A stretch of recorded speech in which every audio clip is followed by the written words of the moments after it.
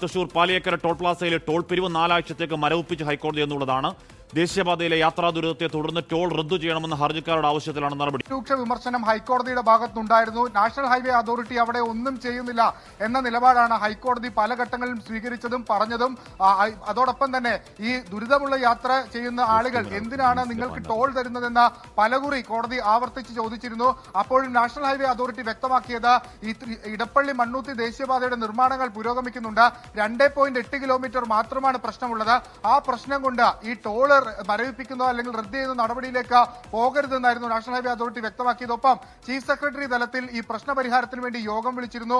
ആ കാര്യങ്ങളൊക്കെ ഹൈക്കോടതിക്ക് മുമ്പാകെ നാഷണൽ ഹൈവേ അതോറിറ്റിയും സംസ്ഥാന സർക്കാരും ഒക്കെ അറിയിച്ചെങ്കിലും നിലവിൽ ജനങ്ങളുടെ ദുരിതം കണ്ടുകൊണ്ട് ഹൈക്കോടതി ഇടപെട്ടിരിക്കുന്നു. ഈ കേസ് പരിഗണിച്ച പല അധ്യക്ഷൻ ജസ്റ്റിസുമാരും വളരെ വ്യക്തമായി പറഞ്ഞത് ഞങ്ങൾ പോലും ഇതിലൂടെ യാത്ര ചെയ്യുന്ന ഘട്ടത്തിൽ നേരിട്ട് കണ്ടിട്ടുള്ളതാണ് അവിടുത്തെ യാത്രാ ദുരിതവും ബുദ്ധിമുട്ടും. ആ ഒരു പശ്ചാത്തലത്തിൽ ഇനിയും ഇതിങ്ങനെ കൊണ്ടുപോയി കഴിഞ്ഞാൽ അത് ജനങ്ങൾക്ക് മേൽ അടിച്ചേൽപ്പിക്കുന്നത് പോലെയാകും. ടോൾ പിരിക്കുന്ന ആളുകൾക്ക് കൃത്യമായ ഉത്തരവാദിത്തമുണ്ട്. സഞ്ചാരയോഗ്യമായ റോഡ് ഉറപ്പാക്കാൻ, അത് ഉറപ്പാക്കുന്നതിൽ നാഷണൽ ഹൈവേ അതോറിറ്റിക്ക് വീഴ്ച സംഭവിച്ചിട്ടുണ്ട്.